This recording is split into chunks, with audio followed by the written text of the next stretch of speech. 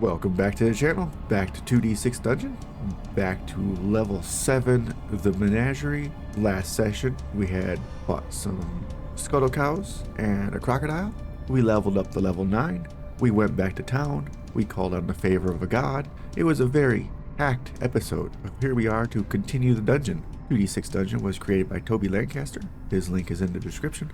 So, as was with the last session, I had mentioned I wanted to make the way back towards the starting room and come out to the middle and come down and then come around and do like from this way. It'll be like a big S move and probably put the last room over in this area if we do that. So let's continue here, find out what's behind this archway. Through this archway, what we find is a portal room. There is a large swirling portal up high here. You cannot reach it. Suddenly an earth croc falls from the void. You must fight. And it has one exit with metal door. We just had to deal with an earth croc in the last episode. They're not terribly tough. Earth crocs dig deep burrows into soft earth where they settle into cold underground pools. They are then captured at the order of the keeper to be released into the city sewers and water supplies. They have the crushing bite and the tail swing with a 3-1 for crushing bite is covered by our metal bracer, making that a 2d6 -1, and the tail swing is covered by nothing until after we hit it. So for now it's a 2d3 +4. We are gonna macro with Yip's returning axe first. It's a +3 axe. Daily hide on primary 1s, 2s, 5s, and 6s. Which covers all of our maneuvers. So we'll start off with the throwing axe. We'll get 2 hits in with that, and then we'll start combat. Our 3-3 is not interrupted by the scaly hide, therefore our throwing axe does 9 points of damage. Bring them down to 56. The axe returns to our hand and we chuck it one more time. That one's a 6-4, so the primary 6 will reduce that, so just 6 points of damage. Bring them to 50. Top round 1 on our turn with our sword. At that 5-1, 4 shifts now. 2 shifts will get us to a lunging thrust, but 4 shifts will get us to a ferocious strike. 1 there, 3 there, which is 2d6 +7. 15 points of damage. Bringing them to 35 health. Earth Croc's turn for round 1. And 6-5. 6-5 with 3 shifts is just enough. We can take 2 shifts to make that a 4, and 1 shift to make this 6 for a tail swing. We did just hit them, so our Shroud's Curse takes effect, meaning we can swap our dice for the breastplate to cover the tail swing, so it is now a 2d3, no modifier. That's a 2, and 2, 4 points of damage. Brings us to 81, but then our healing aura brings us back to 82. For round 2, our turn. A 2-4. With 4 shifts, we can change that 2 into a 6. Create a ferocious strike. 14 points of damage. Bringing him down to 21 health. Earth Croc's turn for round 2. And we got a 2-2. And we can take 1 shift to make the 2 a 3. 1 shift to make the 2 a 1. Or a crushing bite. Which actually, I had said before, the metal bracers protected us with the crushing bite, but actually the leather breastplate does as well. So it is a 2d6 -3. That secondary 1 there is covered. So 3 points of damage. That brings us to 79, but then our healing aura brings us back to 80. Up for round 3, our turn. With a 4-2. 4-2, we can take 2 shifts to create the 4 into a 6, and 2 shifts to take the 2 into a 4 to create a ferocious strike. 11 points of damage. bringing him down to 10 health. Earth Croc's turn for round 3. 2-2 again. We make another crushing bite very quickly. And again with the 3 points of damage. Brings us to 77, and then we heal back 1 to be 78. Top round for our turn. We got a 5-3. Very easy to get to a ferocious strike with a 5-3. Only need 2 shifts. For a 6-4. Ferocious strike. 17 points of damage. That will bring him to 0 and dead. Alright, we'll collect the teeth off of him, and you get to see my new inventory sheets. We did put the croc teeth in loot lockup last time, so we'll have to just add them in here and combine them later. Other than that, we get 850 experience points, so let's put the croc away, and our XP will go up to 16,349. I took the inventory and put all inventory things in one page. Potions, money, large, small, and loot lockup and rations. And then all of our status related things and notes are here. We're gonna get out of this room before something else falls out of the void. Let's see if this metal door is locked. On a 4, 5, or 6, it's locked. It is an unlocked door. Let's find out what's behind it. Open that door and step through into a short 1x2 corridor. Passing through another archway, we come into a littered space. This room is filled with all types of trash and range of rotted old logs. Wait, wow. This room is filled with all types of trash and a range of rotten old logs, none of which are useful. A smell grips you. Roll a d6, add your discipline. On a 5 or below, you're overwhelmed, lose 8 HP. Our discipline is a +5, so we cannot roll a 5 or below, so we're not going to lose any HP. The room has an archway that we will pass through. And in here is a scrap mound. In the center of the room is a large mound of rotten matter. From it burst a huge vibrelic. You must fight the insect. If you survive, you search and find 2 pouches. The vibrelic, charged with electrical energy from the faculty orbit of magic, these giant insects have burrowed upward from deep down, lured by the pen tamer whose scent-driven concoctions act as bait. For maneuvers, he has multi-lash and electric zap. The multi-lash is a 3/5, which would be protected from both bandage shield and metal bracers at a -2, so that's a 2d3 +1. And the electric zap is protected from the breastplate, so that is a 2d6 -4. With a special attack, deduct 1 HP per round cumulative. So the deduct 1 HP per round, I think the initial hit will be the 2d6, and then every round after you get 1 extra hit point, which we would just auto heal back. For interrupts, it has carapace stripes, primary 1s and 6s -2, and whipping arms on secondary 3s and 4s -3. The primary 6s will affect our ferocious strike, and secondary 3s will affect both the lunging thrust and twisting stab. We'll start off with Yip's axe. A 1/6 would be a -2. The carapace strikes 7 points of damage.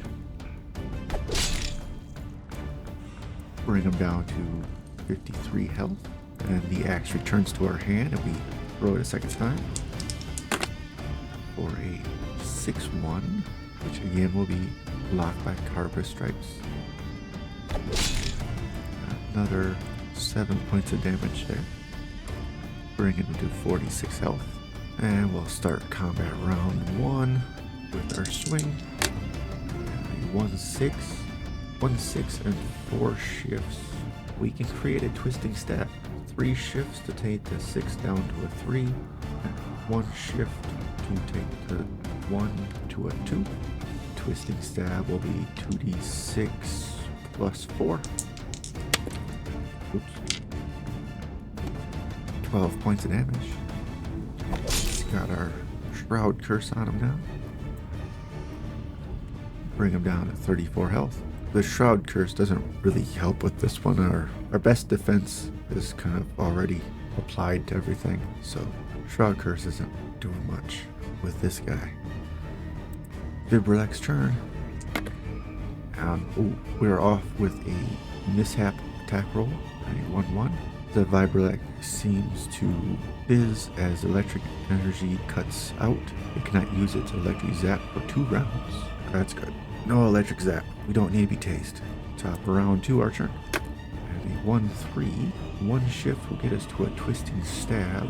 We could use 4 shifts to get to a lunging thrust, but twisting stab is better. So there's our 1 shift there. 2d6 plus 4.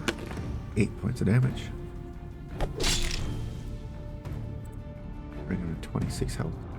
Vibrilex churn for round 2. We go from mishap to prime attack. Bolts of lightning erupt from the creature's antenna and strike your limbs. Lose 2d6 plus 6. 13 points of damage.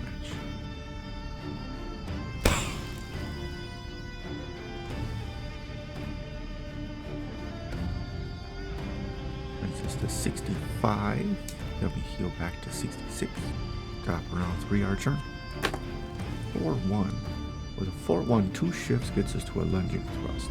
But 4 shifts, which is what we have, will get us to a twisting stab. 2 shifts down there. 2 shifts up there. Nice. 14 points of damage. Bringing him to 12 health. Vibrilex churn for round 3. This will be the last round of no electric zap. With a 4-6, we can do 2 shifts to make a multi-lash. 1 there, and 1 there. Multi-lash is 2d3. That's 3,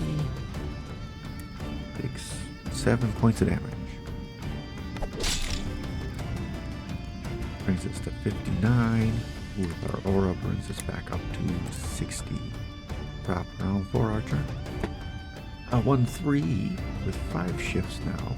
1 shift will get us to a twisting stab. So 2d6 plus 4. Gotta draw it out one more round. 7 points of damage. Brings him down to 5 health. Vibrilex churn for round 4. Full maneuvers available. 4-2 and 4 shifts. We can make 2 shifts for a 6 and 1 shift for a 1 to create an electric zap, which will be 2d6 minus 4 plus the extra point of damage next round. 4 points of damage will bring us to 56 health, and we heal back 1 to 57. Top around 5, our turn. I don't know, it doesn't specify if we take the damage on our turn or on its turn. We'll just say that it's the top of the round. We take damage on our turn each round, so we are going to take 1 extra point of damage right now. And even though I said we would heal that, I don't think we can heal twice in 1 round, so we'll heal at the end of the round, whatever, in case we miss him or don't kill him. Oh, he's dead. With a 6-6 prime attack for us, we get to pick our maneuver. We get to add all of our shift, and it does not get blocked by anything. That is going to be a ferocious strike with 2d6 plus 16. 21 points of damage. Bring him to 0 and dead. Right, the Verbalek does not have any treasure. He does have 950 experience points. will bring us to 17,299. Next we have our 2 pouches. First we'll pouch table 3 is an 8. Tied in green twine is a lockpick plus 2, 3 uses. Next to a collection of coins, 2d6 plus 5 gold. That's 16 gold pieces. And 3 lockpick plus 2s. It's 946 gold. And our lockpick plus 2s are now at 7 uses. Sure, let's take the green twine while we're at it. For pouch table 4, we have a 9, which is inside is a potion of might strength and a packet with 1 dose of powder of invisibility. And we do have a spot open for potions. That would be mighty strength potion is plus 2 damage per hit or 1 whole combat. We do have 1 archway to exit through. And we'll pass through the archway and enter into a corridor that just goes straight through. We'll pass through that archway. And we enter into a wire cages space full of. This room is lined with wire cages for small animals, and some are chickens if you are dead. As you enter, the chickens begin to make a racket, causing a patrol to come. Again, we rolled locked wooden doors, but this time our patrol is a Myrid. We do have 2 doorways that he might burst through, like so. We'll roll a die to find out which one he comes through. Even numbers will be the left, or odd numbers will be the right. So he's coming through the odd door. Bashes his way through. Myrid. Like the Asuni, the Myrid exist on scraps and leftovers, but they have been touched by Meduva and now exist near to death. Gifted tough skin and kept alive in a state of grim rapture by their deity. For maneuvers, he has the flaying claw and savage bite. Now, we don't have any armor to block any of that until after we make a hit. And then our savage bite will be protected by the breastplate. For interrupts, he has leathery skin, primary 3s, 4s, 5s, and 6s, which will cover our lunging thrust and ferocious strike. Should be a quick one. I don't think we'll throw an axe at this one. We'll start with top round 1 combat. With a 3-4. 3 shifts will get us to a ferocious strike, which is 2d6 plus 7 due to the interrupt. I suppose it's the same as a twisting stab now. 10 points of damage. Brings him to 18 health. Myrid's turn for round 1. We got 6-3, only 2 shifts. We can't do any maneuvers with a 6-3 and 2 shifts. Top of round 2, our turn. And a 1-4. We can use 3 shifts to create a twisting stab. Shift there, 1 shift there, 2d6 plus 7. 18 points of damage. And that brings him to dead. The Myrid does not have any treasure on him, and we get 300 experience points. Will bring us up to 17,599. We're gonna go through the door that he bashed open. Through the broken wooden door, we enter into another long, narrow corridor. There is an exit over this way, but we continue straight through the archway.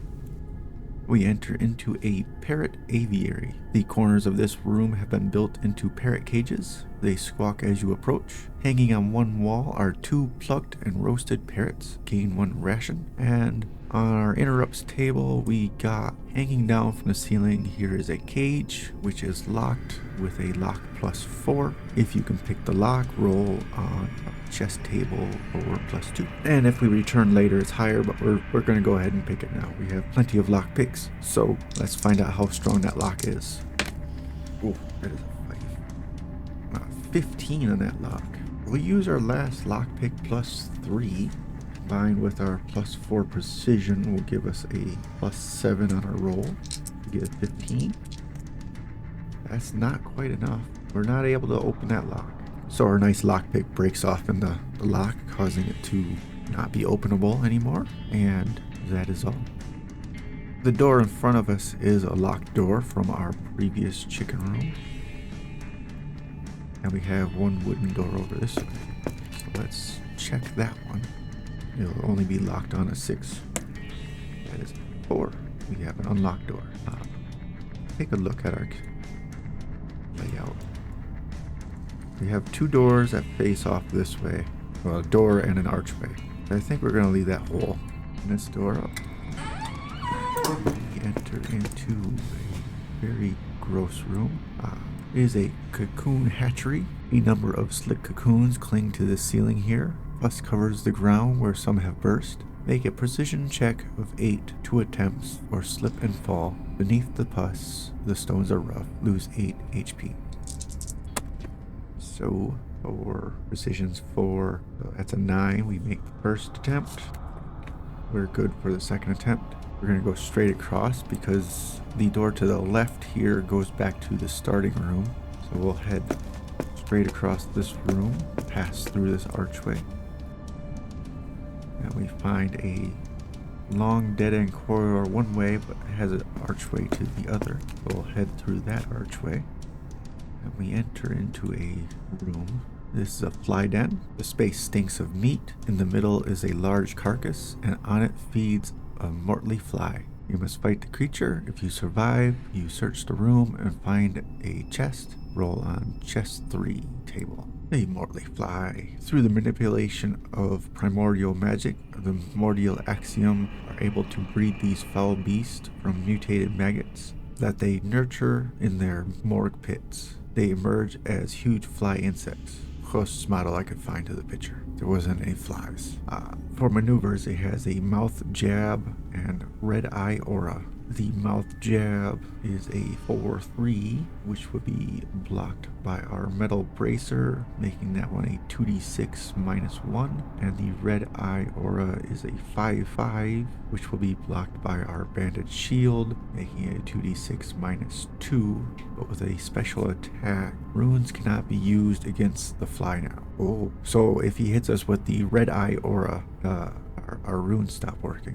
Which our Shroud Curse isn't going to change anything, but we would stop healing. And the Balance Rune would actually deactivate, bringing our Ferocious Strike down to 2d6 +8, if I remember right, +9. We'll see.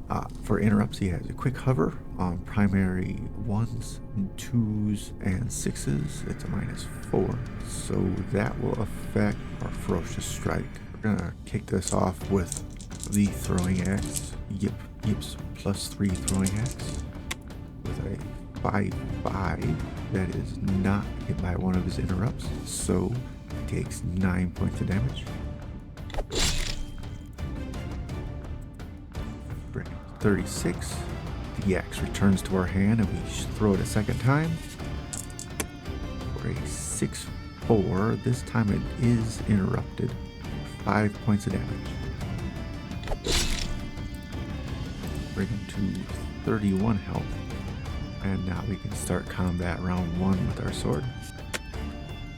And we are starting off with a 1/1 complete miss. Mortally Fly's turn for round 1. 3/3, 2 shifts. We can turn a 3 into a 4 to make a mouth jab. 2d6 -1. 3 points of damage. Bring us to 53, but then we heal back 1 for 54. Turn for round 2. Wait. Now with a 4/3, we can use 2 shifts to make a 2/3 twisting stab, which primary 2s is affected by the -4. That's 2d6 +3. 6 points of damage.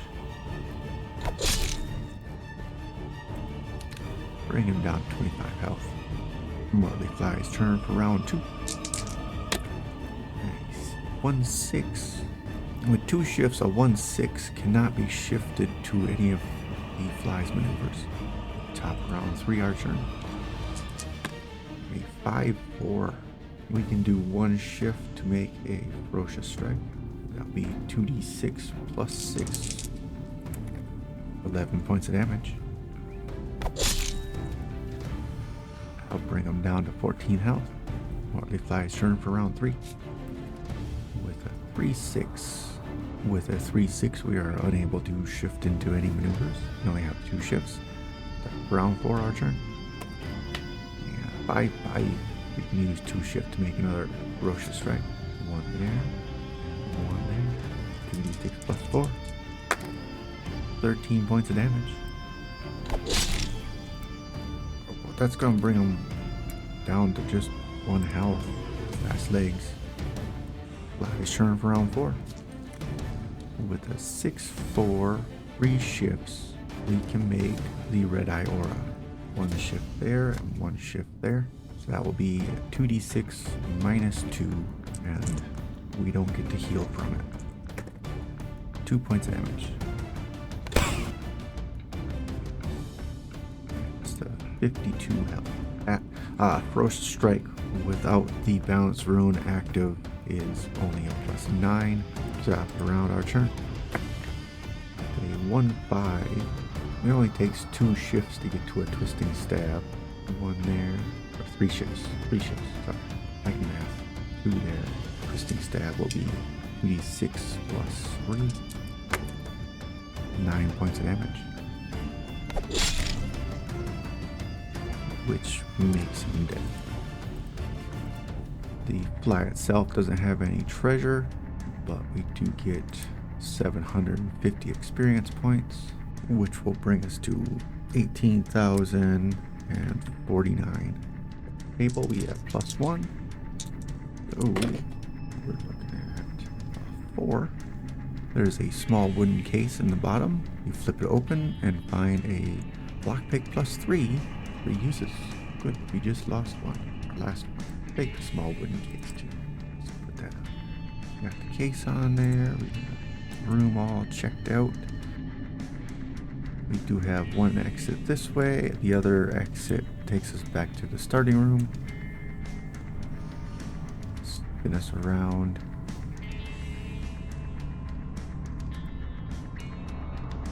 Our dungeon so far. They were pretty close to halfway. Not quite. Got another room or 2 to make it full halfway. Let's work our way out to this corner and then go up. And we go over to the archway and pass through. What we have is a quarantine cages. There are 2 cages here. In one is a ravaged man with a large swelling in his throat. His eyes widen and the cage is open. He runs out and we find out whether we have a liberated prisoner or if he dies. And that is at 2, so we get to add a liberated prisoner to our sheet for our next visit to town. The way is clear and he heads off.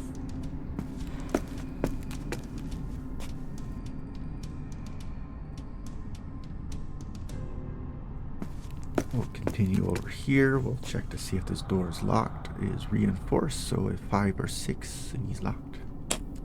It is not. Opening the door up. And get preview. We'll step on through. Come into this little room. It is a trophy room. Mounted on the walls here are a range of trophy heads of large animals. Heavy furs line the floor.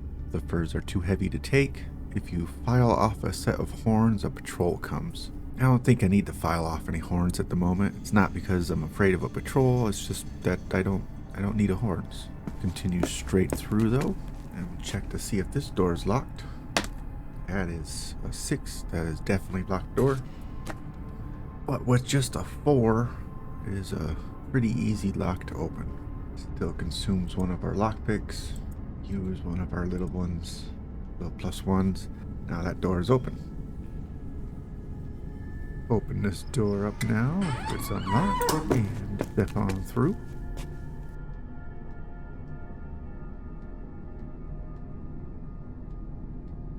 What we have is a medic point. On the bench is a box full of bandages. They are too dirty to use, but there is something more here. Roll a d6. You also find 1, 2, or 3 a potion of healing, 4 or 5 a potion of extra healing. We got a 3, so as a potion of healing, and I think we're just going to drink that right away. Our potion list is full at the moment, but we can definitely use 10 health. Brings us to 62. For our interrupt, you sense a magical aura here and fall back against a wall as a spectral image of a large portal appears. Beneath it is the keeper, and he is pushing 3 large scuttle cows through a magical doorway. You know they are destined for the surface. The image blinks and is gone. There is an archway that we can go through, but I think we've made it to the corner, which does fill in half the map now. So we're gonna continue next time. So thank you for staying till the end. It's been fun. I will see you again next week. Until then, have a good night. Bye for now.